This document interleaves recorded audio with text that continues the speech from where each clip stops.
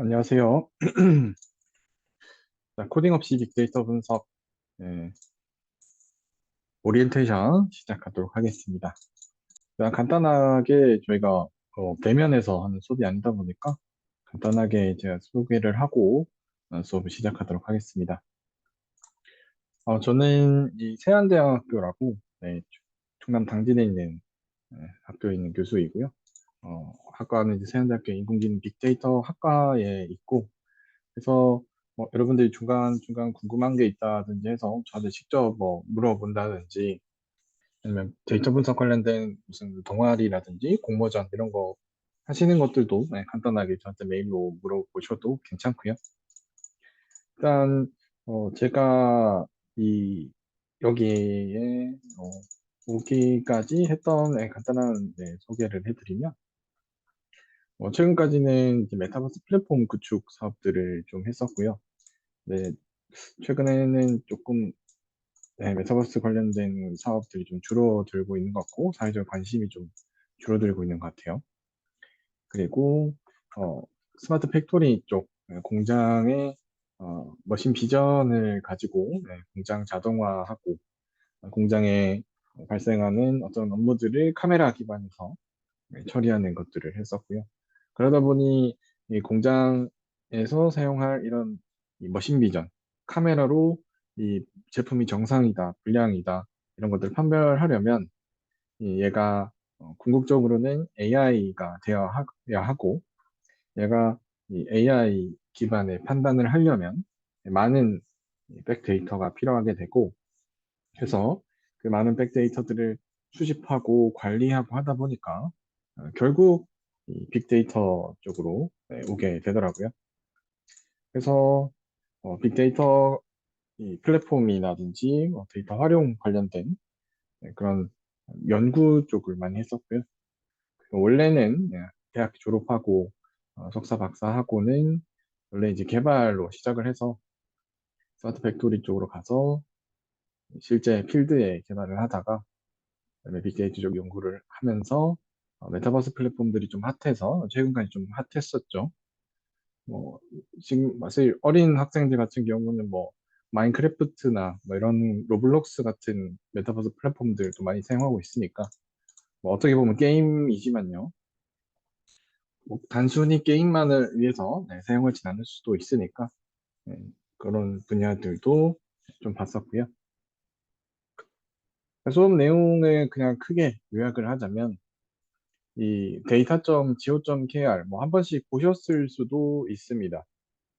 정부에서 관리하고 있는 공공 데이터 포털인데요.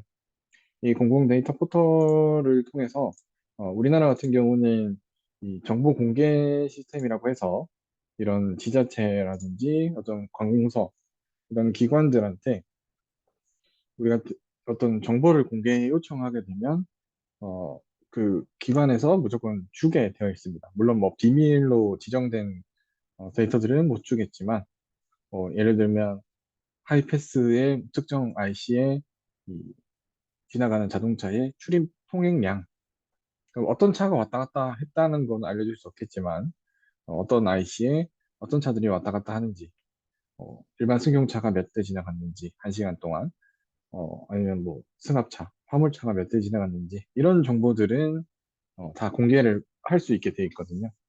그러다 보니까 그런 공개를 일일이 요청 올 때마다 해줄 수는 없잖아요. 그래서 어차피 이게 어떤 사회적, 산업적인 활용도 가능하고 예, 그 공개를 했을 때 큰 문제가 없다 싶은 자료들 같은 경우를 처음에 이 공공 데이터 포털로 공개하기 시작을 했고 이걸 활용해서 되게 다양한 어떤 아이템들, 뭐 청년들이나 아니면 실제 이 대상자들의 어떤 산업 분야에서의 활용 이런 것들이 너무 잘 되다 보니까 최근에는 이런 데이터 플랫폼들을 민간과 협력해서 예를 들면 여러분들 카드 사용 정보 같은 거 있죠. 카드사들이 가지고 있겠죠. 여러분들이 카드를 특정 시간대에 어디에서 많이 사용하는지 예를 들어 편의점에 매출이 발생할 텐데 카드로 편의점에 매출이 어느 시간대에 많이 발생하는지, 뭐 지역마다 좀 다를 수도 있고요. 그런 것들도 충분히 활용할 수 있는데 그런 활용들을 하기 위해서는 뭐 무료로 줄 수는 없을 거고요. 그래서 그럼 데이터 플랫폼을 만들어서 그 플랫폼을 통해서 이 필요로 하는 데이터들을 이 구매하고 판매하고 공유할 수 있게끔 만들어주는 사업들도 많이 활발하게 진행되고 있어서 여러분들도 그냥 진짜 여기 수업만 조금 듣고 필요한 데이터들을 간단한 분석들은 충분히 해보실 수 있습니다. 그래서 그 분석한 데이터들을 가지고 이렇게 비주얼라이제이션, 시각화를 하는 걸 해볼 건데요.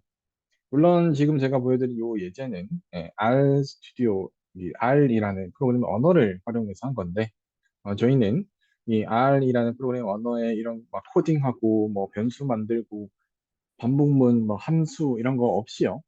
이런 거 없이도 사실 어, 어떻게 보면 엑셀도 기능이 되게 강력해졌고요.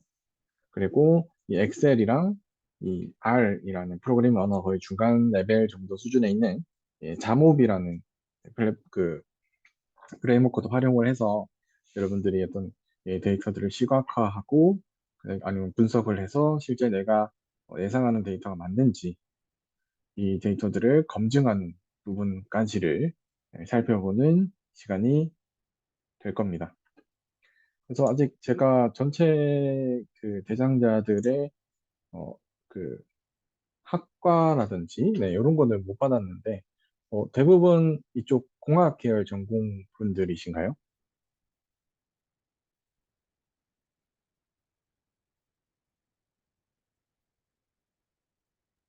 저는 아니요.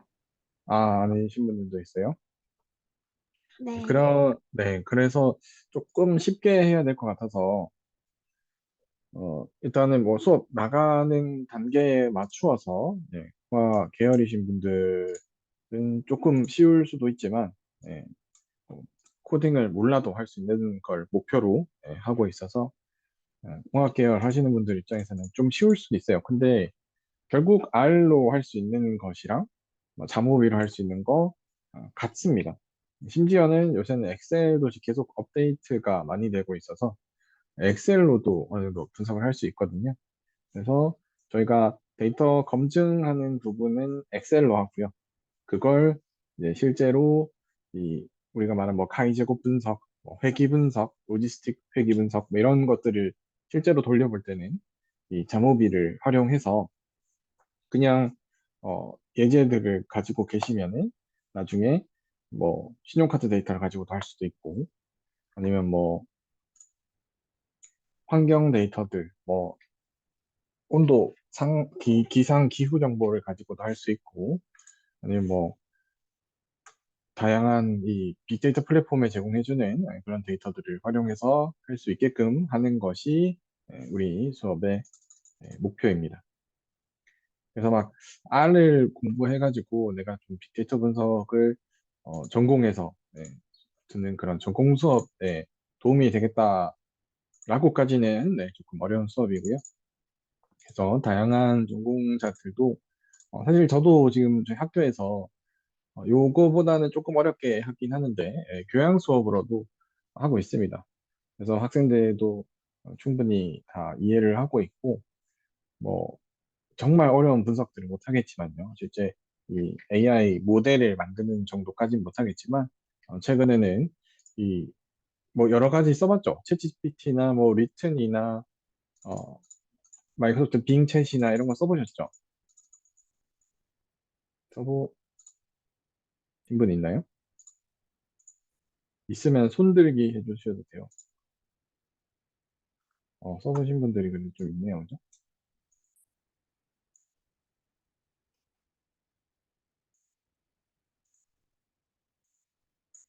그래서 이, 네, 그런 것들을 어떻게 데이터를 가져와서 할 수 있는지 그런 것들을 확인해 보도록 하겠습니다. 간단하게 여기 봤고요.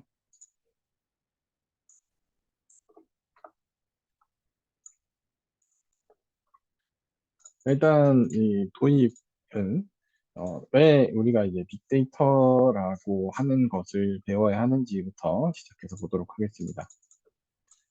뭐 최근에는 이 데이터들을 그냥 실제 뭐 어떤 수학, 과학 이런 연구 분야가 아니라 실제 이 비즈니스에 직접적으로 우리가 보는 것들에 많이 사용되고 있습니다. 그래서 뭐 데이터의 시대다 뭐 이런 얘기들도 하는데요.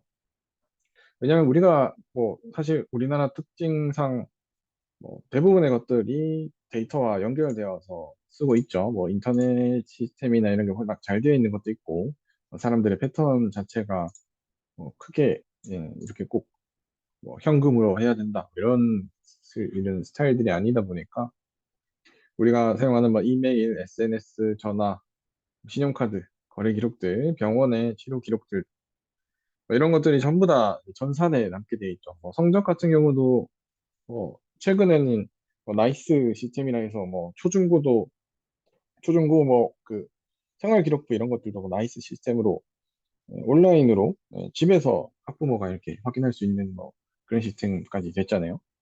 옛날에는 이렇게 출력해 오면 몰래 이렇게 바꾸고 그런 것도 이제 안 되는. 네. 그리고 뭐 주민정보, 그러니까 신분증도 요새 뭐 패스 어플리케이션 뭐 이런 거 이용해서 꼭 내가 들고 다니지 않아도 되고요. 그리고 그 어플리케이션으로 보여주면 뭐 상대방도 경찰이나 이쪽에서도 내 신분, 내가 성인이 맞는지는 증빙도 되고요. 뭐 등기 정보, 뭐 부동산에 대한 정보들, 그리고 실제 우리가 어떤 물품을 판매한 정보들, 주식에 대한 거래 정보들, 전부 다 데이터화 되어 있고, 우리가 검색 가능한 부분들은 다 검색 가능하고요. 물론 이게 어떤 보안의 문제라든지 어떤 기업이 그걸 자산으로 보고 있어서 우리한테 보여주지 않을 수는 있지만 실제로는 전부 다 데이터로 저장되어서 관리되고 있습니다. 이 데이터들을 활용하는 데 있어서 뭐 연구 분야, 수학과학도 중요하지만 기업들도 사실 되게 중요한 요소가 됩니다. 어쨌건 우리가 기업들은 돈을 많이 벌어야 하잖아요. 돈을 많이 벌어야 하는 이 기업들 입장에서 소비자가 구매하는 내역 데이터는 우리 내부 데이터잖아요. 소비자들이 여러분이 마트 가서 물건을 구매하면 여러분들이 마트 회원 가입하시죠. 멤버십, 뭐 포인트 쌓는다고. 그 순간 이 마트는 나의 어, 성별, 나이, 주소 이런 것들을 이제 갖게 되죠. 그리고 이 해당 멤버십 번호. 그러면 이 마트는 동일한 고객들이 어떤 구매 패턴을 가지는지 아니면 이 구매하는 사람들의 품목들, 예를 들어 맥주를 산 고객은 견과류도 함께 구매하는 비율이 높다. 그렇겠죠. 우리가 그냥 뭐 데이터 분석 안 해도 아무래도 맥주를 먹을 때는 견과류랑 많이 먹으니까요, 보통. 그러면 맥주 바로 옆에 견과류를 진열해 두면 맥주 사고 나서 바로 옆에 견과류가 있으니까 훨씬 더 우리가 구매하기 쉬워지겠죠. 그런 후에 구매 패턴들을 이렇게 분석해 보면 옛날에는 맥주 사고 견과류 말고 다른 걸 샀던 사람들도 맥주를 샀다가 견과류를 사게끔 확인이 될 수 있죠. 우리 계속 구매하는 패턴들이 이 기업에 계속 누적이 되니까요. 이런 이 비즈니스에서 데이터의 누적 형태의 이런 정보들은 아주 중요한 관리의 그 자산이 됩니다. 그래서 대표적으로 카카오톡이나 쿠팡 같은 경우 카카오톡 여러분들은 잘 모르겠지만 사실 카카오톡이 처음 나왔을 때는 저걸로 어떻게 장사를 하나 적자가 날 텐데라는 그런 생각이 많았었습니다. 왜냐하면 카카오톡이 처음 나왔을 때는 보통의 문자 서비스는 우리가 지금 사용하고 있는 전화번호로 보내는 SMS를 사용했었거든요. 그래서 이 SMS는 한 건당 뭐 20원씩, 30원씩 이런 과금의 시스템이었습니다. 그래서 문자 하나하나 보낼 때 아주 정성스럽게 내가 원하는 내용들을 그 MMS로 넘어가지 않게끔 이렇게 조심조심히 썼던 기억이 있는데요. 대부분 다 모르시겠죠? 20학번, 21학번 이러시니까. 근데 이 카카오톡이 등장하면서 그때 당시에는 뭐 3G 뭐 애매했었으니까요. 3G 폰을 쓰는 사람이 대부분은 아니었었어요. 카카오톡 처음 나왔을 때는. 그러면 와이파이 밑에 붙어 있을 때만 카톡을 보낼 수 있고, 뭐 3G로는 사실 보내도 카톡이 데이터를 많이 쓰지는 않으니까요. 그때부터 어떤 그 채팅에 쓰는 어떤 언어들도 많이 바뀐 것 같습니다. 이 데이터로 그냥 막 보내도 되니까요. 내가 이 메시지를 한 번 보냈는데 과금이 되지 않으니까. 그런데 카카오톡 같은 경우는 그때 20원짜리 20원 내고 보내야 되는 걸 무료로 보내도 되니까 실제로 카카오톡 초기에 약간의 어떤 적자. 왜냐면 지금처럼 카카오톡 뭐 이모티콘 뭐 여러분 요즘에 친구들끼리 뭐 커피 한 잔 생일일 때 사주면 다 카카오톡 선물하기로 보내잖아요. 그런 이 수익 모델이 별로 없었습니다. 그런데 그 카카오톡은 이런 데이터를 미리 취합을 하고 사용자들의 패턴이라든지 뭐에 맞추어서 이 구조를 바꾼 거죠. 지금은 카톡으로 뭐 대부분 다 하죠. 쿠팡도 마찬가지일 겁니다. 초기에 이 어떤 비즈니스에 진입을 하고 그 데이터들을 수집해서 그에 맞는 서비스들을 제공함으로써 처음에는 적자일 수 있지만 아주 크게 보면 아주 길게 보면 이 쿠팡이라는 시스템이 이래서 옛날에 적자가 나도 계속 했었구나 라는 것들을 많이 알게 되실 수 있을 겁니다. 쿠팡 같은 경우는 최근에 뭐 여러분들 이제 구글링해서 어디 페이지 검색하고 블로그 들어가고 보면 여러분들이 쿠팡 가서 한 번씩 검색했던 제품들이 밑에 광고에 뜨죠. 그게 여러분들이 쿠팡을 방문해서 어떤 제품을 검색하고 검색했는데 이제 구매를 하지 않았다면 망설였으니까 그런 것들을 다른 링크들을 통해서 지속적으로 노출한 그런 마케팅도 하고 있고요. 조금 더 이제 산업 분야로 보면은 GE 에비에이션이라고 해서 비행기 엔진 만드는 회사가 있어요. 네, 비행기 엔진이면 이게 고장나면 엄청 큰 예, 재산, 손해, 뭐 실제 인적 피해들이 발생을 하잖아요. 그래서 사실 뭐 자체적인 어떤 수리 대응 시스템, 뭐 점검 시스템들이 있는데 지금 이 디에비에이션 같은 경우는 비행기 엔진에 훨씬 더 많은 뭐 기존의 이 엔진들을 활용하기 위한 센서 외에도 원래는 저쪽에 온도 센서를 달 필요가 없었는데 온도 센서를 더 많이 달고 진동 센서를 달고 압력 센서를 달고 훨씬 더 많이 달고 그 센서들의 값들을 통해서 엔진이 언제쯤 이제 고장이 날지 아니면 실제로 고장이 났는데도 어, 출력이 뭐 80%인 상태로 엔진이 돌아가고 있는지 이런 것들을 어, 엔진을 구매한 이 소비자들한테 항공사들한테 제공해 주는데 그걸 또 서비스로 우리 뭐 자동차를 사면 그런 추가적인 서비스 옵션으로 이렇게 넣을 수 있잖아요. 그런 것들을 제공해서 추가 매출들을 올리고 있습니다. 사실 저 센서 하나하나가 비용으로는 얼마 안 되는데요. 그런 것들 이제 활용할 수 있고, 그걸 통해서 고장 한 번만 미리 잡아내도 엄청난 비용적인 이득을 볼 수 있으니까, 그렇게도 많이 사용하고요. 그리고 또 여러분들이 좀 직접적으로 알만한 거는 서울의 그 심야 교통버스, 그 올빼미 버스 있잖아요. 그 여러분들 이제 서울에서 술 먹고 이동하면 이제 그 기본적인 그 지하철이랑 버스가 다 끊긴 상태일 때 별도의 노선으로 가는 그 N 붙은 번호 버스들 있잖아요. 낮에는 안 돌아다니는. 네, 그런 이 심야 교통버스가 매년 조금씩 이 노선이 바뀌거든요.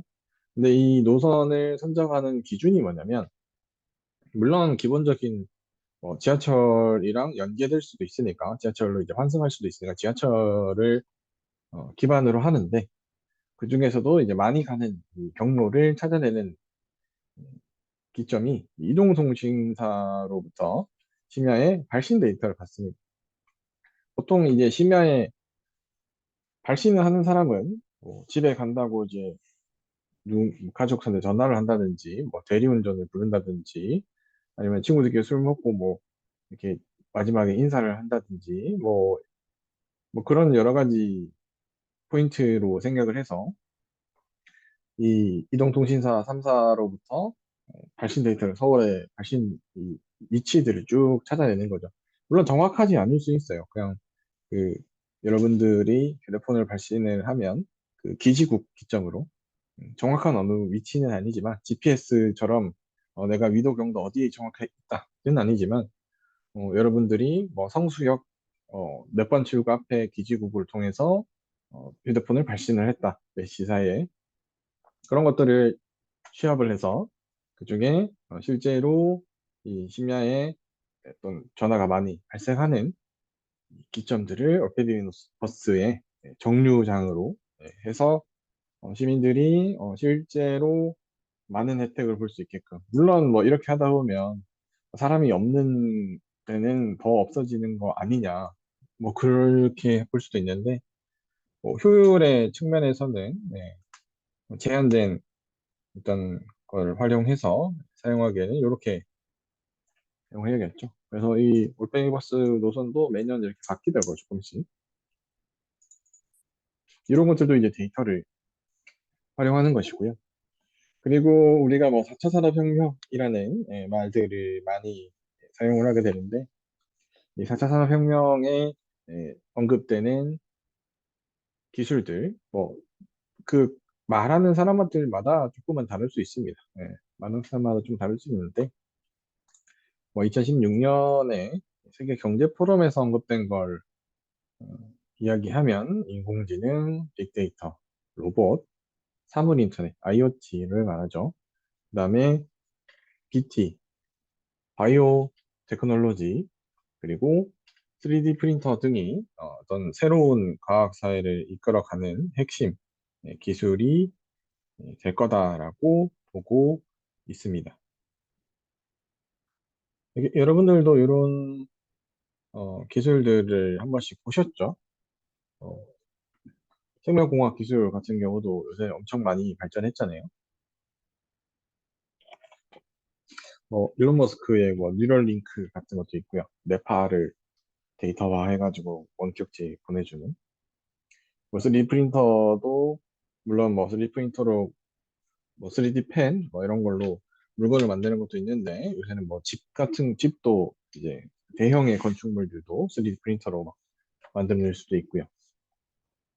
이런 기술들이 점점 발전하다 보면 뭐 어떻게 나도 모르는 사이에 그런 기술들이 아주 당연하게 이 시대를 이끌어가는 그런 세상이 오게 될 겁니다.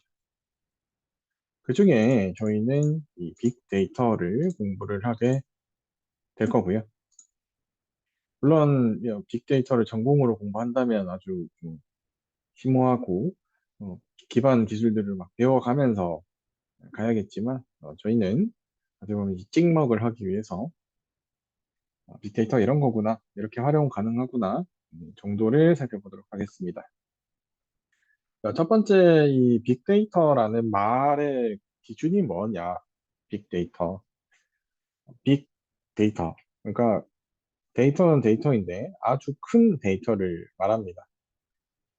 기존의 데이터베이스 관리 도구, 그러니까 기존의 데이터베이스 관리 도구라고 하는 것이 뭐 전통적인 파일에 보관을 하는, 그러니까 어떤 CD나 디스크 하나에 보관하는 그런 범위를 넘어서서 일반적으로 이 디스크 단위의 어떤 이 저장이 불가능하고 여러 대의 컴퓨터 혹은 여러 대의 어떤 분산해서 관리할 수 있는 시스템들이 저장해야 하는 아주 큰 데이터들을 말하고요.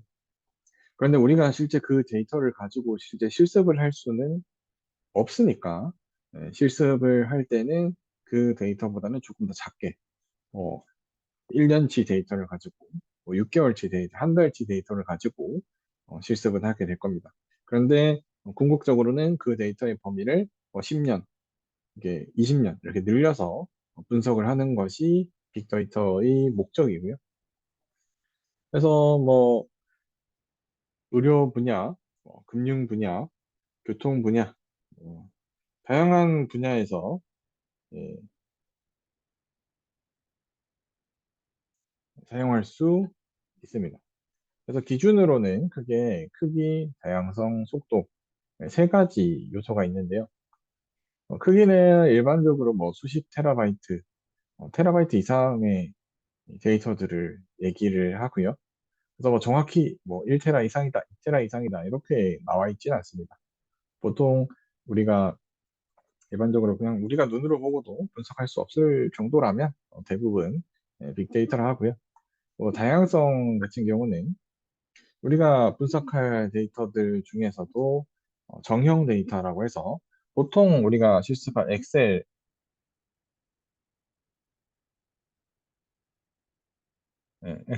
데이터, 엑셀에 표기할 수 있는, 엑셀에 표기할 수 있는 거는 숫자, 문자, 이런 것들이죠. 그래서 엑셀로 다 기록할 수 있는 데이터를 정형 데이터라고 하고요. 이 반정형 데이터는 엑셀처럼 이렇게 딱 규격에 맞춰서 조정할 수는 없습니다. 그런데 저장은 할 수는 있어요. 저장은 할 수 있는데, 그래서 뭐 HTML이나 XML과 같은 이 인터넷에서 볼 수 있는 웹 브라우징에서 볼 수 있는 데이터들을 말하게 되고요. 그래서 예를 들자면 이런 이 웹페이지가 있습니다. 이 웹페이지 안에서도 우리가 빅데이터를 추출할 게 있겠죠. 여기 안에서도 여기 안에도 데이터도 있고요. 아니면 이런 공지사항 여기에서도 우리가 추출할 데이터도 있겠죠. 애들이 언제 등록해서 어떤 이름으로 하면 조회수가 얼마가 된다. 그걸 통해서 조회수가 높아지려면 이 글을 어떻게 써야 된다. 이런 정보를 뽑아낼 수 있잖아요. 이것들이 이 반정형 데이터라 하고요. 그래서 데이터 그죠? 어, 우리가 어떤 글자나 숫자이긴 한데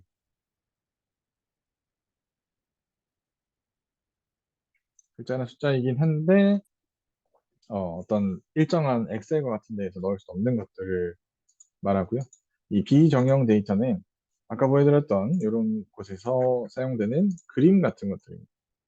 이 그림들도 잘 활용하면 빅데이터로 만들어서 우리 최근에 나온 이 AI 중에 하나인데 이따가 제가 한번 설명을 드릴 거긴 한데 이런 거 보셨습니까? 리튼.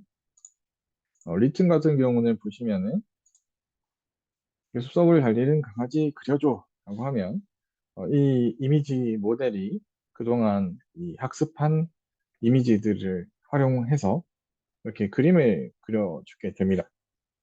그럼 얘는 아주 많은 그림들을 가지고 있겠죠. 숲속이라는 숲, 숲속, 달리는 강아지, 뭐 여러 가지 그림들을 얘가 가지고 있다가 우리가 어, 이 데이터를 요청을 하면 이미지 모델이 그려주게 되겠죠. 그래서 바다 해안가를 달리는 배경으로 해줄 수도 있고요. 그럼 얘는 자기가 가지고 있는 여러 개의 이미지, 비정형 데이터들을 활용해서 우리에게 이런 그림들을 그려줄 수 있습니다.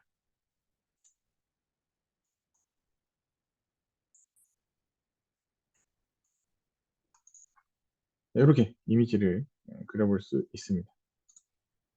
이게 결국 아예 완전 그 새로운 그림은 아니고요. 어느 정도 우리가 가지고 있는 이미지를 활용해서 그려주는 겁니다. 그리고 속도도 제가 방금 요청했을 때 그냥 우리가 기다릴 만한 속도에 우리가 원하는 소비 속도를 따라갈 수 있을 정도의 속도를 제공해 줄 수 있게끔 빅데이터를 가공을 해 두어야 됩니다. 뭐 이미지 모델이나 언어 모델, 우리 챗GPT 이런 거 써보시면은 뭐 찾는데 막 2시간 걸린다 그러면은 쓰지 않으실 거잖아요.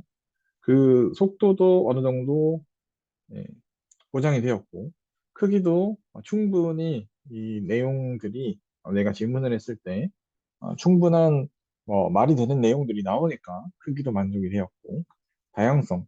우리가 원하는 데이터가 뭐 텍스트일 수도 있는데 그게 뭐 노래 가사가 될 수도 있고 시가 될 수도 있고 뭐 이런 다양한 이 데이터의 타입들을 가지고 있기 때문에 우리는 챗GPT라는 기술이 최근에 나와서 좀 많이 다들 잘 활용하시고 많은 사람들이 인공지능이 이렇게 내 눈앞에까지 왔구나라는 것들을 좀 알게 되셨죠. 그래서 요 조건들이 만족된 게 최근입니다. 그걸 통해서 인공지능 모델이 그러니까 일반 개인이 충분히 사용 가능할 수준이 되었고요. 그다음 뭐 빅데이터의 성공 사례로는 뭐 국내에 이제 사용하고 있는 뭐 아파트 관리비 부당 지수라는 게 있습니다. 뭐 경기도의 이 국토교통부를 통해서 주택 관리 정보 시스템이라고 해서 각 아파트 관리소의 관리비 내역이랑 관리비를 구성하는 세부 항목, 뭐 관리비 항목이 있잖아요. 뭐 공동 전기료, 뭐 공동 수도료, 뭐 이런 여러 가지 요소들이 있습니다. 그런 것들을 다 이 국토교통부는 수집을 하고 있었어요.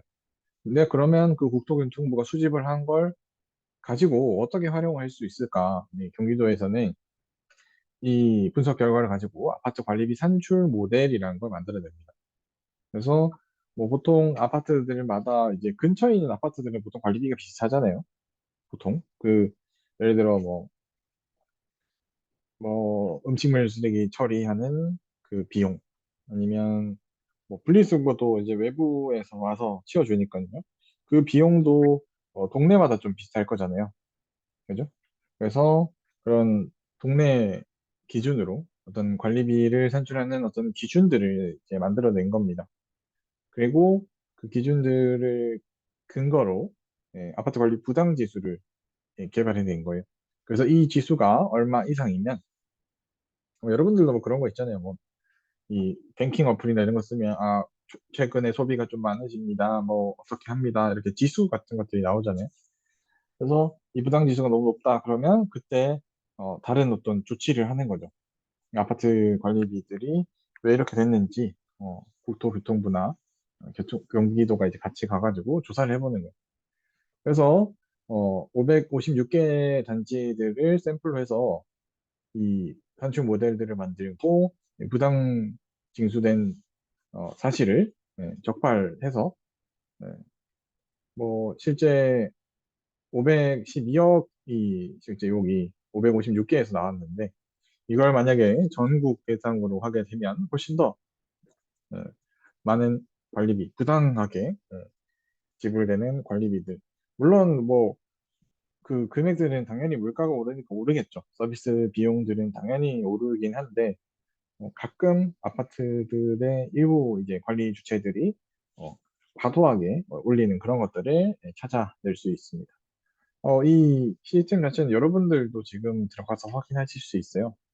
지금 어플리케이션 이름은 기억이 안 나는데, 그럼 내 근처에 있는 아파트의 관리비랑 내 아파트의 관리비가 평당, 그러니까 뭐 아파트 평수가 크면 좀 더 비쌀 거고요. 작으면 좀 더 쌀 거니까 평 기준으로 한 평당 얼마의 관리비가 부과되는지 이런 것들을 확인해 보실 수 있습니다. 그리고 해외 활용 사례 같은 경우는 이게 이 아마존에서 사용하는 건데요. 여학생이 이 그 쇼핑몰을 쓰다가 타겟 광고라고 해서 여러분들도 왜 그 뭐 지마켓, 뭐 홈플러스, 이마트 이런 데서 이 광고 메일이 오잖아요. 뭐 이게 쌉니다. 뭐 쿠팡에서도 이게 푸시 메시지 광고 오고요. 광고 왔는데 유아용품이 이제 광고로 온 거예요. 학생인데. 근데 이게 왜 그러냐를 봤더니 이 빅데이터 전문가들 그러니까 데이터를 기반으로 이 여학생이 원래는 이 로션을 기본 우리가 흔히 쓰는 로션들 있죠. 약간 그 뭐 베이비 파우더나 약간 기름 냄새가 좀 나는 그런 로션을 쓰다가 갑자기 무향 향이 없는 로션들을 사고 영양제를 이게 생전에 안 사던 사람인데 갑자기 뭐 미네랄 영양제들 좀 많이 챙겨 먹기 시작하고 그러다 보니 이 시스템에서 고객들을 분석을 했더니 그런 이제 고객들은 보통 이제 임신이 그 이후에 몇 개월 뒤에 임신을 해서 이렇게 육아용품들을 막 많이 사게 된 패턴들을 확인을 했던 거죠. 그래서 이 사람도 이제 육아용품을 많이 사는 패턴으로 조만간 진입을 할 것이다 라고 판단하고 이렇게 광고를 보내주는 경우가 있었습니다. 그래서 이 어떤 이 시스템들에서는 우리가 따로 이야기하지 않아도 우리가 구매하는 구매 패턴들을 활용해서 뭐 예를 들면 그런 것들도 가능하겠죠. 내가 마트에서 구매를 하다가 어느 순간에 솔로였다가 뭐 결혼을 한다든지 아니면 뭐 솔로였다가 뭐 커플이 되어서 또 구매 패턴이 좀 바뀔 수 있잖아요.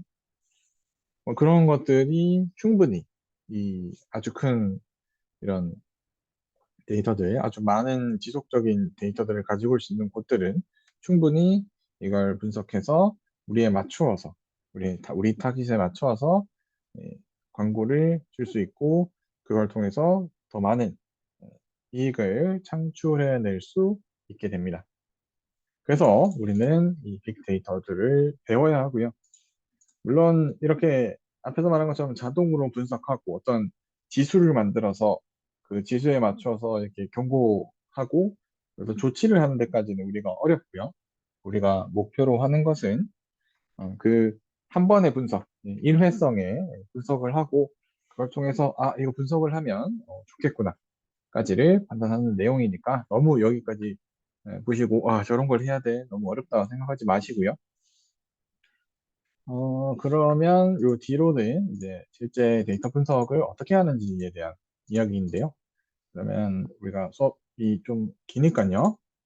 잠깐 10분 정도 쉬었다가 계속 하도록 하겠습니다. 혹시 뭐 다른 질문 있으시면 지금 해주셔도 됩니다.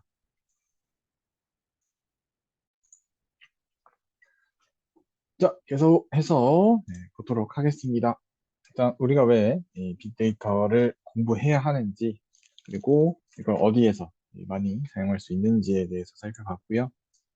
일단 우리는 이 데이터 분석을 하기 위해서 어떤 과정을 거치게 되고 그 과정 중에 어떤 과정들을 우리가 또 이 엑셀이랑 자모비를 활용해서 할 수 있는지를 살펴보겠습니다. 일단 이 데이터 분석 과정이라고 하면 이 문제 자체를 정의를 해야 됩니다. 수집된 데이터를 가지고 이 데이터 분석을 할 때 우리가 그러면 이 데이터를 가지고 뭘 하고 싶은 것이냐 이걸 통해서 어떤 사람들의 구매 욕구를 자극시켜서 구매를 더 많이 하게끔 할 것이냐 아니면 뭐 우리가 이걸 통해서 앞에 봤던 올빼미 버스 노선 같이 노선을 좀 좋은 노선을 도출해 낼 것이냐 그 문제 자체를 정의하고 나서 그 문제의 결과로 나오는 값들이 어떤 값인지 그러면 그 값에 따라서 분석 기법이 달라지게 됩니다. 그래서 분석 기법을 어떤 회귀 분석을 통해서 어떤 예측을 할 건지 이런 값이 들어오면 이게 결과다. 이런 분석을 할 것인지 아니면 로지스틱 회귀 분석처럼 입력값에 대한 어, 적절한 출력값 예를 들어 어떤 사람 넷플릭스나 유튜브 보면 여러분들 이제 쓰시잖아요. 그럼 추천 알고리즘이라 해서 알고리즘이 뜨죠. 뭐 내가 이 과거에 봤던 유튜브들 중에 오래 봤던 거 아니면 내가 좋아요, 뭐 구독했던 거 그런 정보를 바탕으로 해서 뭐 어떤 이 자료를 이 사람이 보여주면 오래 보고 중간에 광고가 있어도 그래 뭐 광고 하나 보자 하면서 보게 될 건지 그런 이 어떤 결과물이 나올지에 대한 이 분석을 먼저 해서 이 문제를 정의 그리고 계획을 하게 됩니다. 그러면 이 계획을 하는 데 있어서 어떤 데이터를 수집해야 되는지가 이제 나오게 되죠. 그래서 데이터를 수집을 하게 됩니다. 그러면 우리가 이 수집한 기존에 있는 데이터들이 있다면 그대로 사용하면 되지만 아니면 뭐 엑셀로 아니면 종이 문서에 있는 걸 이제 다시 스캔을 해서 입력을 해서 아니면 인터넷에 요새 있는 뭐 데이터 플랫폼과 같은 그런 곳에서 자료를 추가적으로 가져오게 됩니다. 그렇게 해서 가져와서 이걸 가지고 충분히 이 문제를 분석할 수 있겠다라는 데이터 수집 단계가 지나고 나면 정제를 해줘야 됩니다. 정제는 뭐냐면 수집된 데이터를 그대로 사용할 수 없습니다.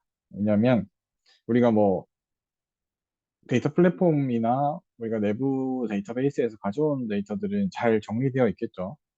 숫자도 제대로 입력되어 있고 문자도 제대로 입력되어 있는데 뭐 사람이 하는 일이고 뭐 시스템이 하는 일이다 보니 뭐 실수가 있을 수 있습니다.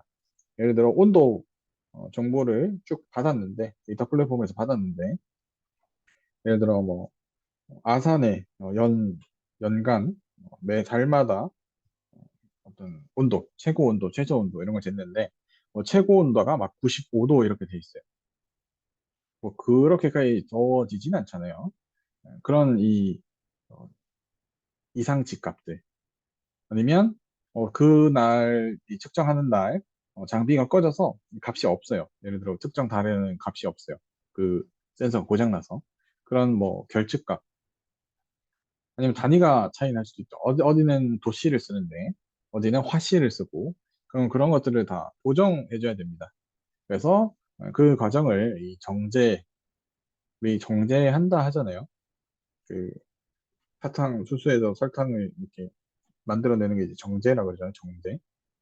아니면 이제 전처리. 우리가 실제 이런 처리, 분석을 하기 전에 미리 한 번 더 처리하는 이 과정을 전처리라고 합니다. 그렇게 해서 우리가 실제로 어떤 분석에 사용할 수 있는 데이터들만 필터링 해주는 거고요. 우리 커피 내릴 때 이렇게 기름으로 된 그런 기름지 써서 하는 거와 같은 겁니다. 내가 이제 얻고자 하는 것만 정제를 해내는 거죠.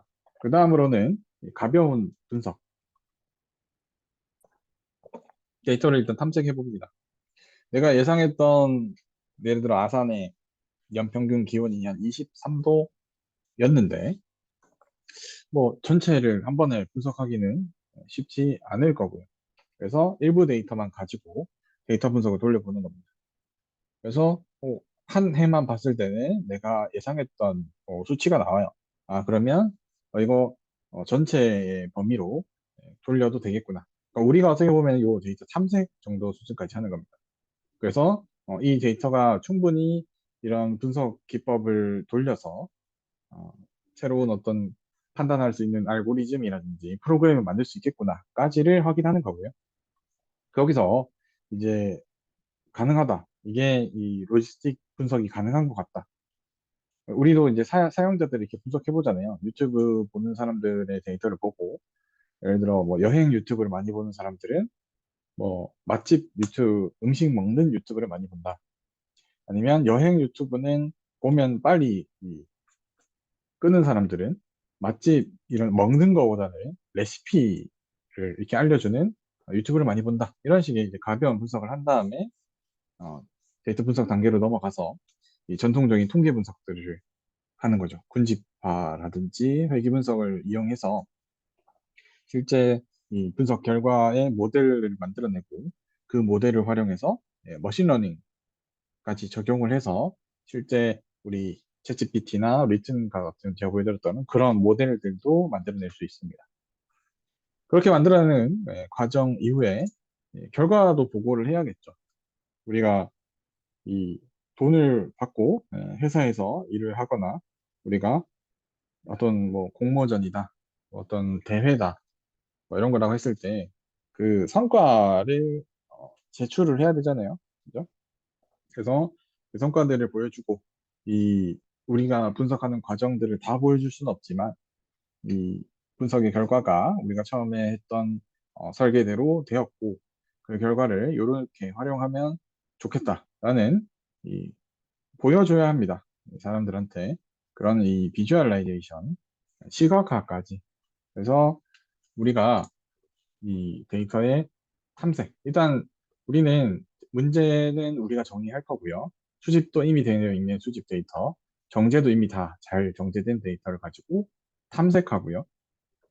최종 결과 보고, 비주얼라이제이션까지를 해보도록 하겠습니다.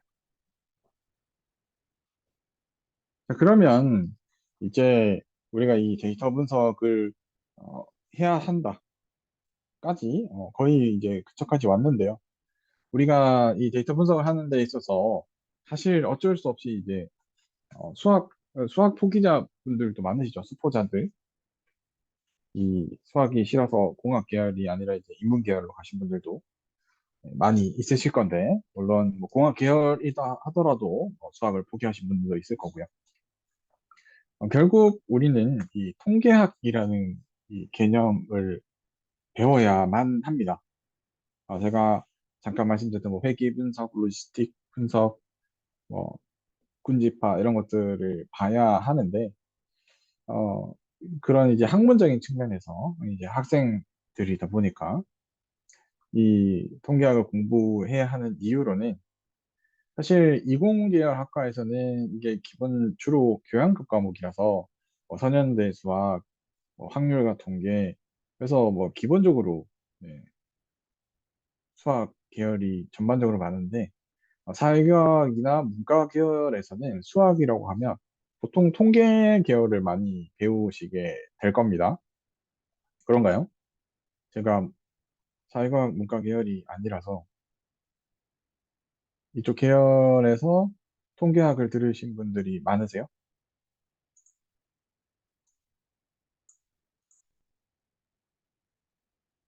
네. 그래서 이 통계학 자체를 배우셨어요? 통계학? 음, 그래서 이 통계학 자체가 여러분 나중에 이제 문과 계열에서도 논문을 쓴다든지 그래서 이론에 대한 증명 이런 거 하려면은 기본적인 이제 통계는 뭐 설문조사를 해야 될 수도 있고요. 그죠? 그래서 배우셔야 되는데 사실 이 통계학을 문과에서도 이렇게 배우는 이유는 이 범용성입니다. 사실 뭐 선형대 수학, 미분, 적분 뭐 이런 거는 사실 실생활에서 그렇게 사용할 일이 많이 없어요. 그런데 통계 같은 경우는 우리가 마주하는 모든 문제들이 사실 통계를 기반으로 예, 다 이해할 수 있거든요. 그래서 이 통계를 가지고 우리가 실생활에서 이렇게 잘 활용하면 우리가 대부분에 접하는 그 정보들을 잘 활용할 수 있고요. 그래서 뭐 통계 자체는 이 뭐 예를 들어서 뭐 국내 최고의 미각 소유자가 있고 신뢰할 만한 기관이 있다라고 했을 때 뭐 맛집을 이렇게 추천을 받는 거예요. 그러면 어디가 더 나을까요? 한 명이 정말 뭐 그 음식을 뭐 백종원이다 아니면 그 허영만 뭐 이렇게 쉽게 그 음식 관련 만화를 쓴 사람이 추천하는 곳 아니면 아주 신뢰할 만한 기관에서 추천해주는 그런 음식점 뭐 그런 것들을 보기에 이 통계를 활용해서 신뢰할 만한 기관들 어, 예를 들면은 뭐 저는 보는 게 보통 이제 새로운 이 동네로 이제 여행을 가면 물론 뭐 갈 때 뭐 최근에 예산 이렇게 핫하잖아요. 뭐 백종원 그 예산 시장 뭐 이런 거 그런 거 보고 가면 거기로 가는데 그냥 뭐 갑자기 또 일이 있어서 그 동네를 가서 밥을 먹어야 된다. 근데 나는 그날 시간도 여유 있고 좀 밥을 좀 맛있는 데서 먹고 싶다라고 하면 여러분들은 보통 어떤 걸 쓰시나요? 뭐 네이버 지도 평점을 보시기도 할 거고 그다음에 인터넷 그러니까 방송에 나왔던 뭐 맛있는 녀석들 뭐 이런 이 방송에 나온 데를 선호하시는 분들도 있을 거고요. 저는 제가 생각하는 신뢰할 만한 기관 중에 하나는 그 공공기관들 있죠. 예를 들면 이제 시면은 시청, 아니면 뭐 도단위에 뭐 군이면 군청, 거기 들어가면은 그 업무 추진비 사용 내역이라고 있습니다. 그 들어가면 이분들이 업무 추진, 그러니까 회식비로 이 점심에 이제 회의를 했다. 외부 사람들을 초청해서 회의를 했다라고 했을 때 먹는 그 식당들이 나와 있어요. 왜냐면 그걸 이제 공개를 해야 돼서 정보는 무조건 공개하게 돼 있거든요. 그럼 많이 가는 데가 있어요. 많이 가는 데들이 어, 가격도 뭐 이렇게 공개를 했을 때 크게 공격받을 정도의 가격도 아니고 보통 이제 2만 원 이내, 15,000원 이내의 식당이고 1인당. 근데 또 외부인들을 데리고 갔을 때 아니 뭐 그래도 대접을 했다라는 느낌을 줄 수 있는 정도의 식당들을 자주 가게 됩니다. 그래서 보시면 쭉 보시면은 정말 그냥 시청, 군청 바로 앞에 있는 데들도 있고요. 그런 데는 진짜 그냥 시간이 급하니까 먹었을 거고, 조금 거리가 있는데도 자주 갔다. 그러면 아무래도 이제 외부인들이 왔을 때 좀, 아, 저희 동네에 맛있는 집이 있는데요. 라고 하면서 갔을 거니까 그런 것들을 보는 것도 좋은 방법이고요. 뭐 최근에는 그래서 그런 그, 그 공공기관에서 이제 인정해주는 모범 음식점, 네, 그런 데들도 괜찮은 음식점들이긴 하더라고요. 뭐 사람들마다 어떤 통계를 어디에 적용하느냐에 따라 다르겠죠. 실제 네이버 지도 평점이 또 통계의 어떤 역할이 될 수도 있고요. 그리고 이 통계 자체는 우리가 어떤 의사 결정을 할 때 필요한 근거 자료가 되게 됩니다. 내가 뭔가를 했을 때 그걸 그냥 내가 뭐 마음이 내켜서 한 게 아니라 다들 이제 근거가 필요하잖아요. 저도 아까 말씀드린 것처럼 공공기관에서 이제 업무 추진비로 먹은 것이 뭐 아무래도 어떤 자주 갔다면 그런 근거가 있잖아요. 한 번 간 게 아니라 자주 갔다면. 그래서 일상생활이나 이런 현실에 있는 이런 수치들을 가지고 과학적인 접근을 해볼 수 있습니다.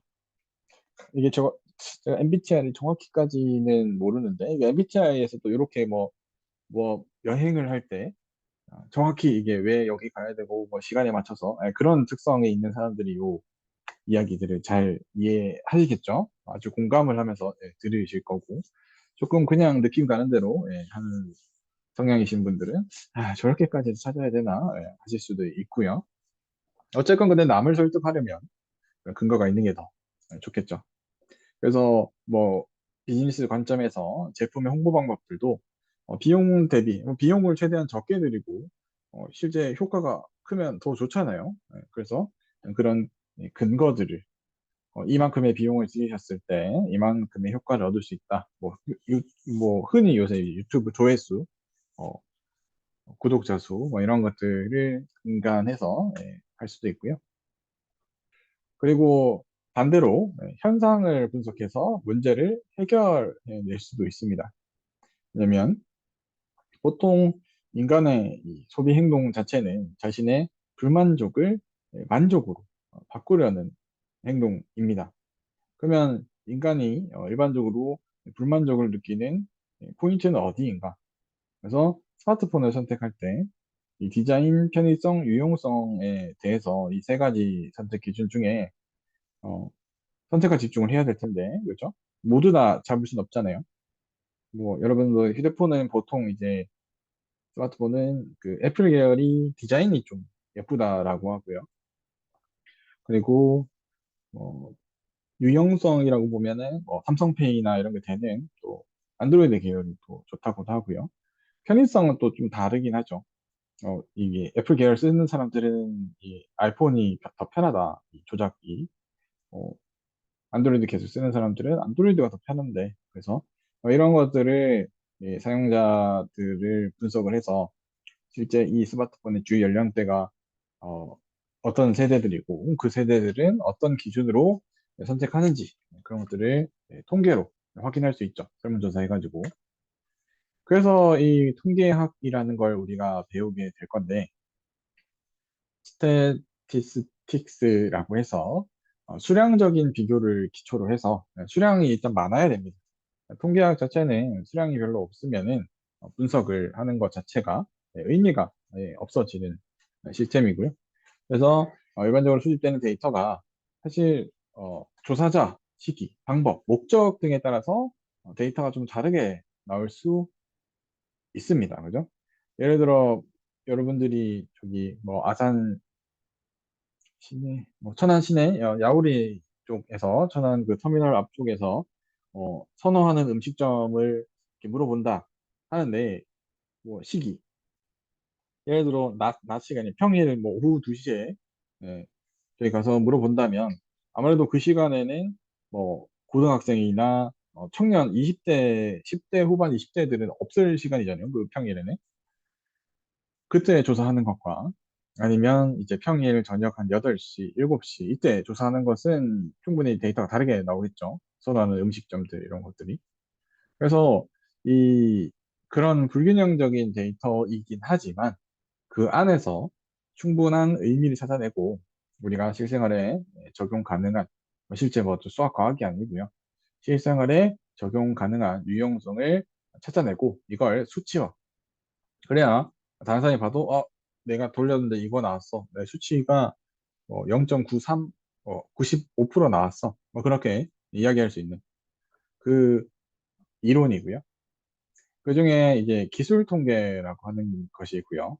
기술 통계는 이 표본에 대한 분석 결과의 수치를 가지고 이 집단의 특성을 설명해 줄 수 있는 겁니다. 그래서 이 표본, 우리가 전체를 다들 할 수 없지만, 예를 들어 서문대학교 학생들이 전부 다들 설문조사하면 좋겠지만, 일부의 대상만 가지고 표본을 가지고 결과를 수치화해서 수치를 가지고 집단의 특성을 설명하는 것을 기술 통계라고 하고요.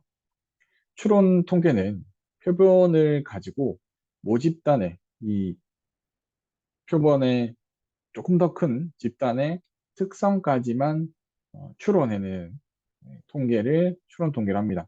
보통은 우리가 이제 기술 통계들을 많이 사용하게 될 겁니다. 수치화해서 수치를 가지고 집단의 특성들을 설명하게 되고요. 그래서 이 통계학은 앞에서 말했듯이 어떤 의사결정, 비즈니스 모델이라든지 어떤 우리가 의사결정을 해야 되는 상황에서 아주 많은 정보를 한 번에 보여주고 우리가 설득하고 이렇게 할 수가 없잖아요. 그래서 의사결정할 때 일부의 데이터만 가지고도 이렇게 의사결정을 할 수 있게끔 좀 도와주는 것이고요. 그리고 불확실성의 해소. 이런 의사결정을 하게 되면 그 결과에 대한 이 불확실성이 조금 더 떨어지게 되겠죠. 이 우리가 선택할 수 있는 선택지들 중에 이게 제일 낫다. 왜냐하면 우리가 조사한 표본들은 이게 이렇게 이렇게 좋다고 한다. 그게 모집단도 그렇게 생각할 것 같다. 그렇게 해서 불확실성들을 좀 해소해 줄 수 있고요. 물론 이걸 더 줄이려면 데이터가 더 많으면 좋겠죠. 표본이 전체 모집단이면 더 좋겠죠. 그리고 이 데이터 자체를 요약해 줄 수 있습니다. 우리가 전체 데이터들을 한눈에 볼 수가 없잖아요. 그래서 시각화를 해서 이 보고서화 해가지고 우리가 이 의사결정을 우리가 의사결정을 하지 않더라도 의사결정자들한테 보여주고 저 자료가 이렇습니다. 의사결정을 어떻게 하시겠습니까? 그런 이 의사결정의 도움 그리고 불확실성의 감소에 도움이 됩니다. 결국 그 두 가지 얘기로 되는데요. 그리고 또 이제 연관성들이 파악이 됩니다. 연관성은 뭐냐면 이 수치들 간에 이제 연관성이 있는 수치들이 일부 있습니다. 예를 들어서 뭐 키라고 했을 때 키는 아무래도 나이가 많아질수록 크겠죠. 완전 유아기보다 청년 3, 40대까지가 점점 키가 전반적으로 커질 거고요. 그리고 성별에 따라서 좀 추이가 좀 다를 거고요. 그리고 그 몸무게에 따라서도 조금씩 다를 거고요. 그리고 뭐 주로 하는 어떤 음식의 섭취, 뭐 육식을 즐긴다, 채식을 즐긴다 이런 거에 따라 또 다를 수도 있고요. 그런 다양한 항목들 간의 연관성들을 확보할 수 있고 그 연관성들을 가지고 의사결정하는데 일단 우리가 이 1번 항목을 가지고 어떤 마케팅 전략을 짜지만 2번 항목도 연관성이 있기 때문에 조금 이제 예산이 좀 더 된다면 이번 항목도 같이 홍보를 하면 좋겠습니다. 뭐 이런 연관성들 가지고도 이야기해 줄 수 있고요.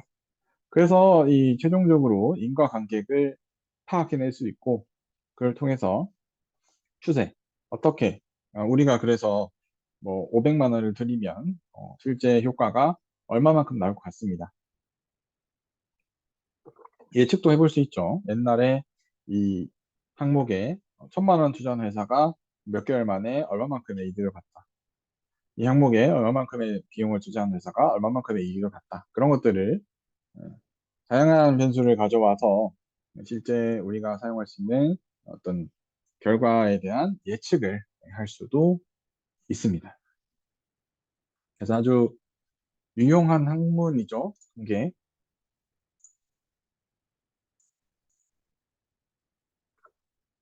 네. 자, 그럼 이 통계 자체가 뭐 무적의 뭐 절대적인 뭐 그런 방법은 아닙니다. 사실 이 통계를 활용하는 분석에도 어느 정도 한계가 있고요. 그리고 그 한계치를 어, 넘고 그 한계치를 보완하기 위해서 우리가 이 다양한 통계학의 기법들을 좀 사용을 해야 되는데요. 혹시 여기까지 질문 있으신가요?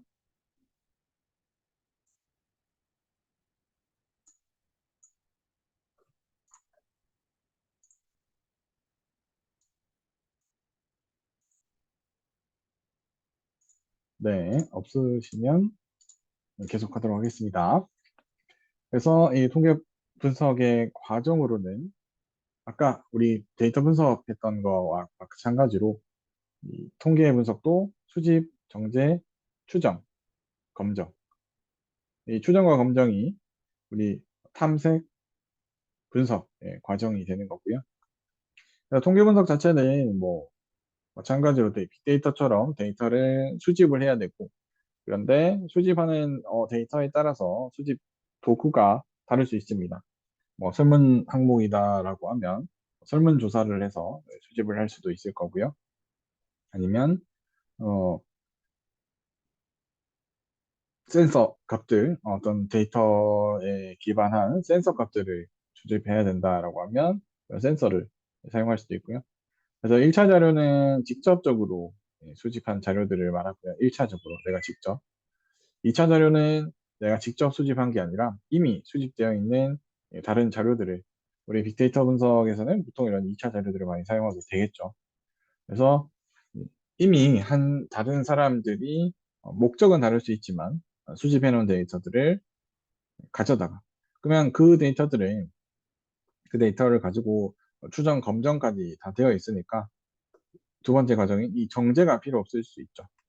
이 분석에 적합한 자료만 판별해내고 그 도서관에서 찾은 새롭게 찾은 정보에서 적합하지 않은 자료만 제외하고 내가 모두 다 사용할 수 있게 되고요.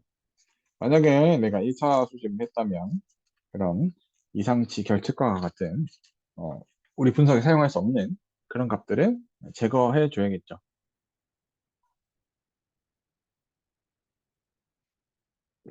우리는 당연히 정확한 자료를 수집한다라고 하지만 대체로 이거는 잘 안 됩니다. 그래서 사후적으로 이런 대체 이 과정들을 거쳐야 되고요. 그 다음 이제 추정입니다.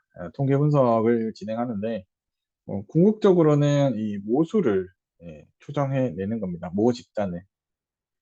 뭐 얘기가 좀 많이 나오죠. 모 집단, 모수, 표본, 통계량. 여기에 대해서 간단히 이렇게 설명을 하나 드리도록 하겠습니다. 선거를 할 때 어떤 구 단위에서 선거하기 전에 선거구의 구민들에 대한 투표 성향, 뭐 어느 쪽을 성향으로 생각하는지 1번인지 2번인지 원래는 선거구민 전체를 대상으로 어, 투표율을 알아낸 후 그러니까 그러니까 모집단이 전부 다 투표하진 않을 거잖아요. 그죠? 100%의 투표율이 나오진 않잖아요. 그럼 뭐 90%, 뭐 80% 이렇게 50%, 60%가 나올 건데 그 모 집단에 전부 다가 투표를 하는 건 아니기 때문에 모수를 알고 있고 모수의 투표 성향이 실제 우리가 필요로 하는 정확한 값이죠. 그렇죠? 모수의 모 집단은 불가능하니까 그 집단은 실제 투표를 안 할 수도 있으니까 어떤 의향이 없을 수도 있으니까 그러면 우리는 어떻게 하냐? 이 모 집단에서 모 집단, 우리 선거구에 해당하는 아산시 전체 시민에서 일부 어, 표본을 추출합니다. 표본이라는 것은 이 조사 대상, 예를 들어 아산시 시죠? 아산시 주민수가 지금 뭐 최근 거가 한 37만 뭐 이렇게 되는 것 같습니다. 37만인데 그 중에 조사 대상 예를 들어 뭐 3만 명을 한다. 그러면 그게 표본이 되고요. 3만 명이 표본이 되고 그러면 이 표본의 투표율을 또 확인할 수 있죠. 투표율을 가지고 어떻게 투표를 할 건지, 투표를 할 건지 안 할 건지, 그리고 한다면 그 중에 1번 누가 뽑고 2번은 누가 뽑고 이렇게까지 다 할 수 있는 것이 모 집단, 모수, 표본, 그리고 실제 통계량. 이 통계량은 그러면 모집단의 아산이 37만인데 모수는 30만이고 우리는 그 중에 표본을 3만을 잡았더니 3만 중에 통계량 뭐 2만 명이 투표를 할 건데 2만 명 중에 투표를 이렇게 저렇게 하더라. 뭐 이렇게까지 구분을 해낼 수 있습니다. 그 다음 이 검정 과정은 이 통계조사의 목적으로 이 주장이나 미제 사실, 그러니까 우리가 앞에서 얘기했던 예를 들어 그런 거 봤더니 아산의 이 모집단의 일부를 가지고 통계량을 측정해 봤더니 이렇게 되더라. 그럼 그게 맞는지 아닌지 또 검증을 또 해봐야겠죠. 그래서 이걸 이 가설을 지각할 것인지 채택할 것인지 이거 최종적으로 이 검증하는 과정이 검정입니다. 그래서 뭐 추정 같은 경우는 앞에서 얻은 표본으로부터 얻은 통계량으로 모수를 반대로 추정해 봅니다. 그래서 이 통계량 자체는 표본에 대한 값이니까 정확히 모수를 추정할 수 없습니다. 그러면 모 집단으로부터 또 다른 또 표본을 구성해냅니다. 그래서 그 표본을 또 조사의 수치로 모수를 다시 추정을 해 보게 됩니다.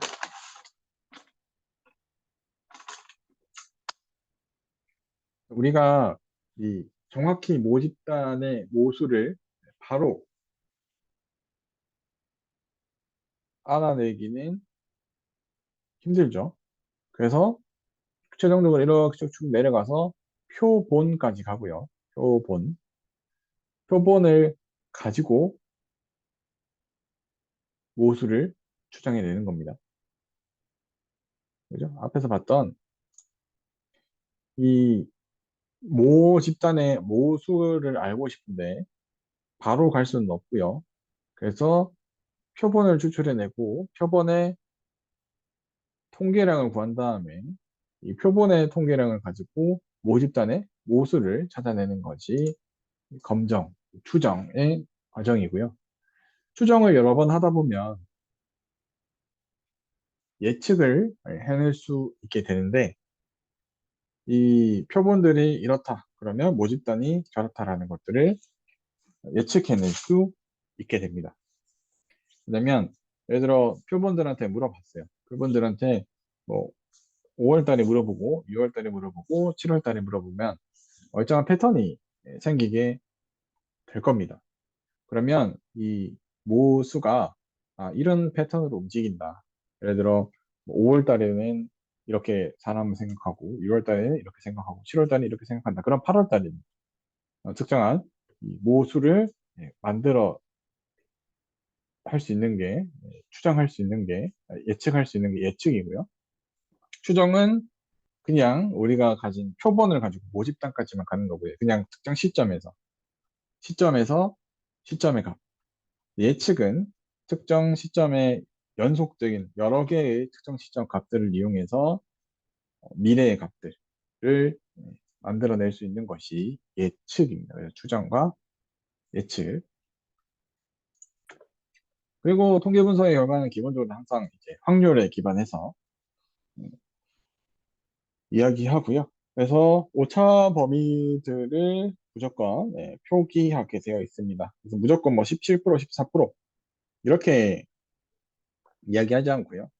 플러스 마이너스 몇 포인트의 오차를 가지고 있다라고 표기를 해줘야 됩니다. 물론 뭐 확률상 100%도 있긴 한데 그런 100%의 값을 찾으려면 표본을 뭐 모집단으로 하시면 100%의 결과가 나오겠죠. 근데 보통 우리는 표본 자체도 모집단보다 작고요. 그리고 그 정보를 가지고 추정이 아니라 예측을 해야 되니까 사실상 100%의 통계 분석은 어렵다. 만약에 신뢰 수준을 100%로 하고 싶다면 신뢰 구간에 해당하는 모든 값들을 예, 범위에 넣어야 되고요. 그래서 이걸 뭐 줄이면 줄일수록 신뢰도는 조금씩 떨어질 건데 신뢰도가 떨어지면 우리가 조사해야 되는 표본의 수가 좀 줄어들게 되고요. 현실적인 어떤 분석을, 현실적인 수집을 할 수 있게 되는 점에서는 또 좋을 수 있고요. 그래서 이 통계 분석의 한계로는 결론은 항상 추론입니다. 모집단 전체를 하는 게 아니라서 우리 빅데이터 분석도 보통 뭐 모집단의 데이터를 다 올 수도 있긴 한데 뭐 보통은 다 불가능하기 때문에 이게 그리고 아니면 이제 예측을 해야 되고요. 데이터는 다 있지만 예측을 해야 되고 아니면 추정을 하는데 모집단의 데이터가 다 없거나 그래서 통계는 항상 대부분 이 모집단에 대한 추론이 많이 되고 추론이기 때문에 확률이 존재하게 되고 100%가 아니고 이 확률을 채우기 위해서 아니면 이제 옆에 있는 다른 값들도 같이 조사해보고 이게 95%로 이게 맞다는데 다른 변수를 봤을 때는 95% 저게 아니다. 그러면 이게 부정확하지만 이게 맞을 거다. 지금 내가 가지고 있는 데이터와 이런 것들을 활용했을 때는 이렇게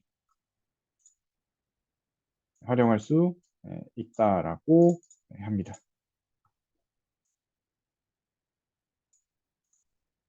자, 그러면 저희가 또 시간이 기니까 10분 쉬고 마지막 우리가 뭐 엑셀을 사용해 보신 분들도 있을 건데요. 엑셀을 사용해 보지 않으신 분들도 있을 수 있으니까요. 그래서 10분 쉬고 계속해서 엑셀의 기본적인 이제 통계 기능이랑 데이터 입력 기능을 살펴보도록 하겠습니다.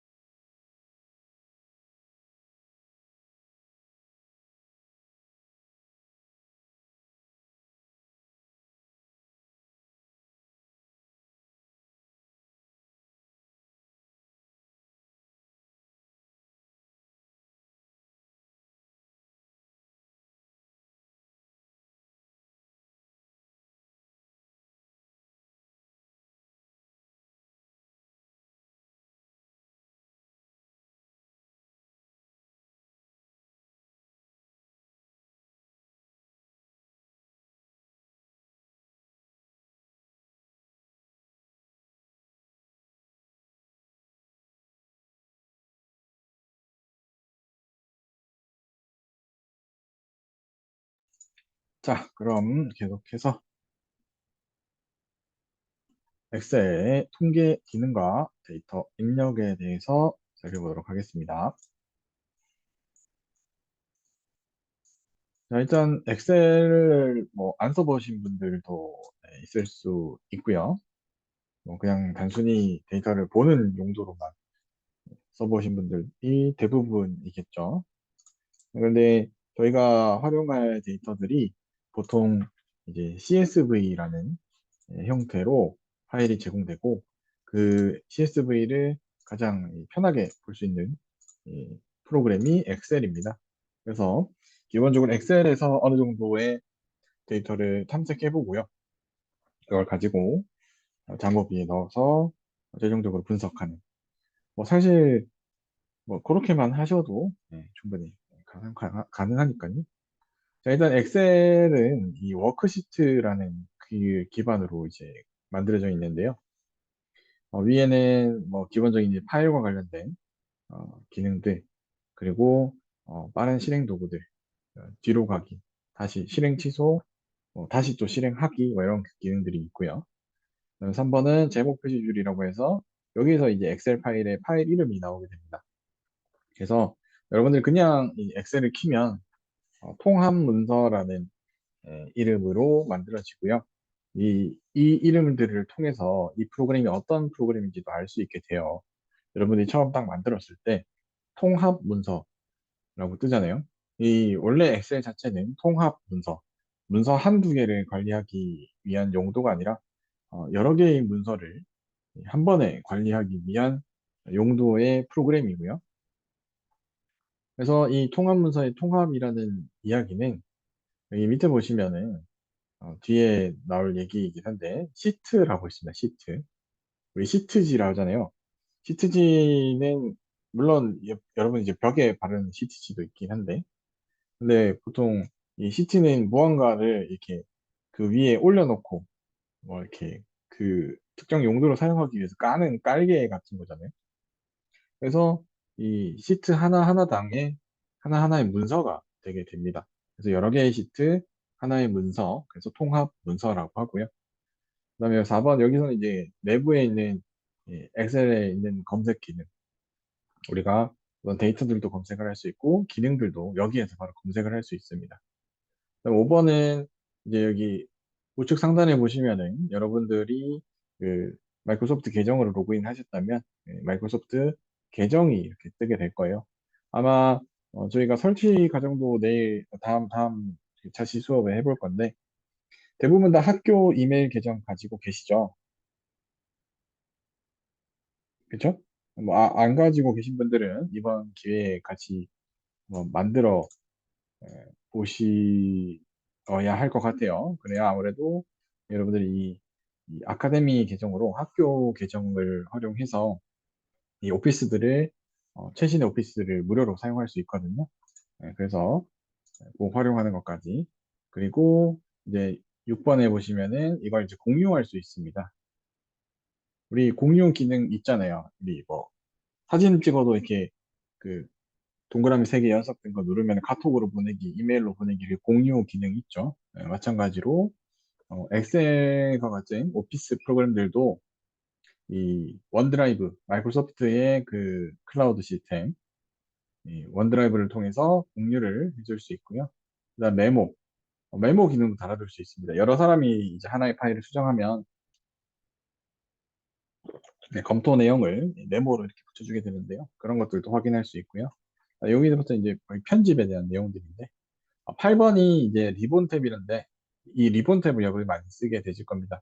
그 리본 탭을 누르고 밑에 있는 9번 리본 탭 밑에 있는 리본 메뉴들을 눌러서 여러분들이 이 엑셀 파일을 편집하게 되실 거고요.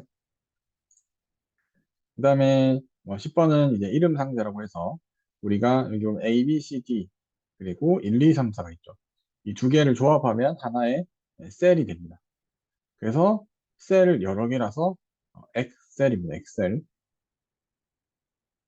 셀을 여러 개를 가지고 시트를 만들고 시트를 가지고 문서를 만드는 그래서 가장 기초가 되는 셀이고요. 그 다음에 이 11번은 이 셀 안에 내용들을 편집하는 공간입니다.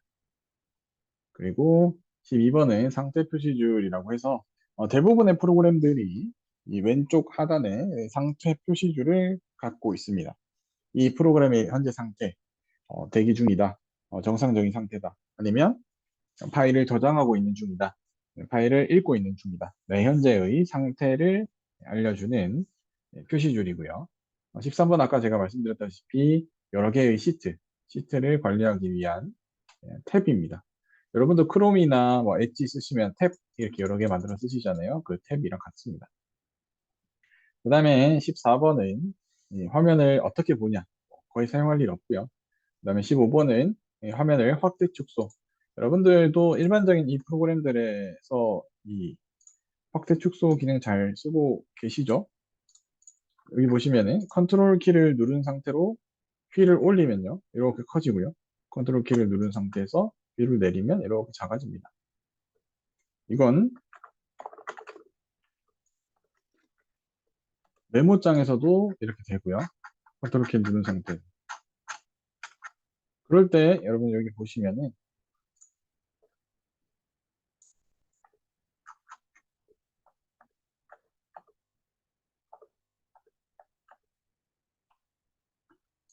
여기 작업 표시지를 보시면은 140%, 100% 뭐 이런 것들이 나와 있습니다.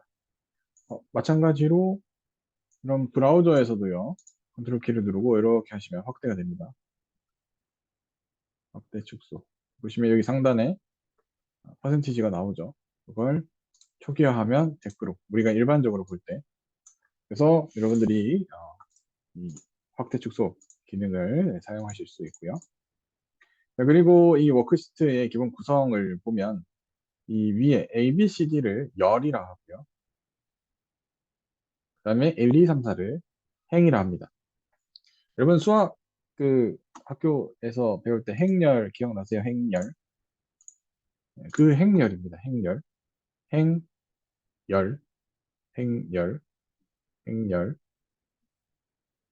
그래서 행의 머리글, 행의 이름, 1행, 2행, 3행. 열은 A열, B열, C열, 열. 그리고 하나하나를 셀이라 하고요. 그리고 우리 이 커서가 가 있는 위치. 커서가 이렇게 가 있으면 이렇게 녹색으로 보이잖아요. 이렇게. 이게 셀 포인터입니다. 그래서 이 셀 포인터가 내가 입력하는 위치가 되고요. 그래서 여기 상태에서 입력을 하면 셀 포인터의 셀에 내가 입력한 값이 입력이 됩니다. 그래서 셀과 셀 포인터. 그 다음 우리가 엑셀을 활용하기 위해서 엑셀에서의 데이터 분석 메뉴를 보시면은 여러분들이 뭐 사용하지 않으셨을 수도 있는데 옵션에 이렇게 들어가서 보시면 추가 기능이라고 해서 VBA 분석 도구라고 있습니다. VBA 분석 도구.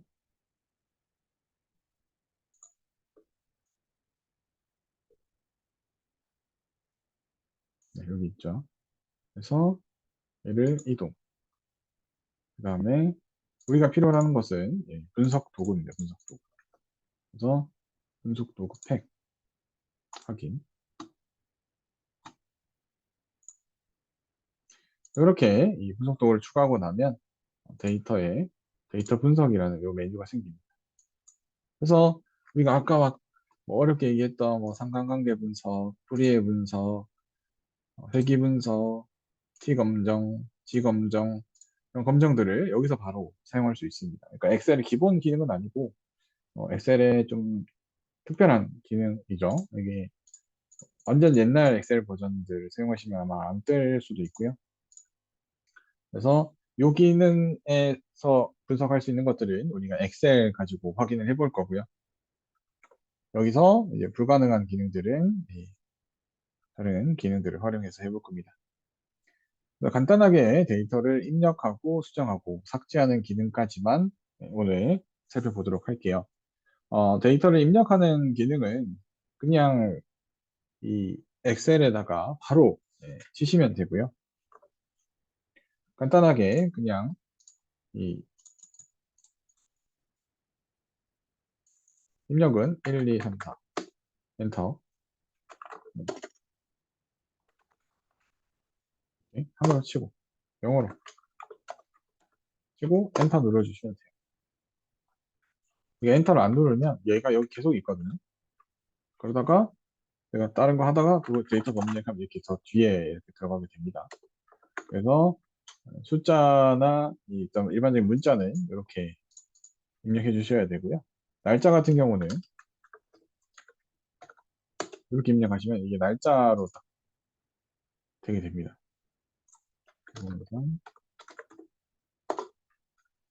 이렇게. 제가 슬러시를 넣었는데 이게 빼기로 바뀌죠. 이렇게 이 같은 열끼리 같은 서식으로 표기하게끔 이렇게 바뀌는 거고요. 뭐 시간도 마찬가지입니다. 우리 시간 쓸 때 지금 20시 44분 00초, 20시 44분 01초 뭐 이렇게 쓰잖아요. 이것도 마찬가지 10분 초를 이렇게 입력해 주시면 되고요. 여기까지는 뭐 단순히 입력하는 거니까 상관이 없을 텐데 이제 수식을 넣어줄 수 있습니다. 수식은 뭐냐면 입력할 때 는 하고요. 등호 5 더하기 5라고 해서 하시면 10이 됩니다. 위에 보면 실제 이 셀에 들어가 있는 데이터는 는 5 더하기 5인데 엔터 치면 이렇게 10으로 바뀝니다. 이걸 어떻게 더할 수 있냐? 는 여기 클릭하고 더하기 클릭하고 엔터하면 이렇게 30이 돼요. 그러면 이게 얘가 바뀌면 자동으로 밑에 있는 결과값도 같이 바뀌게 됩니다. 왜냐하면 얘는 파란색과 빨간색의 더하기니까요. 이렇게 이런 것도 알고 계시면 좋은데 저희가 일단 예제 기반으로 해볼 거니까 그런 예제들 위주로 알아보시면 될 것 같고요. 다음 수정하는 기능은 이 셀에 가서 아까 제가 한 것처럼 이 위에다 이렇게 50 써도 되고요.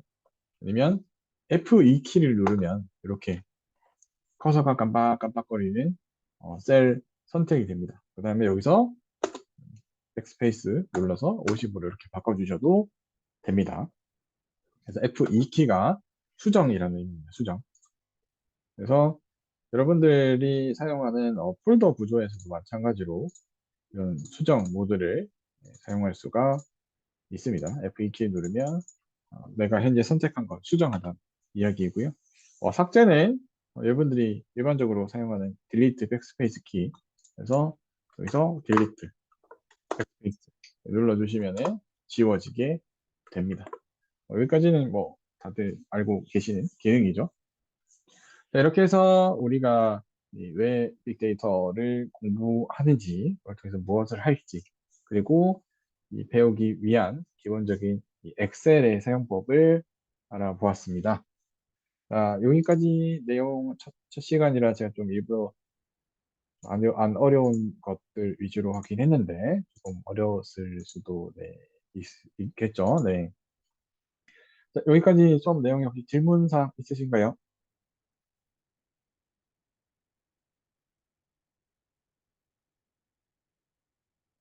여기까지는 다 잘 이해되셨나요? 왜 우리가 빅데이터를 배우는지, 그리고 엑셀을 어떻게 기본적으로 활용하는지를 오늘 살펴보았고요.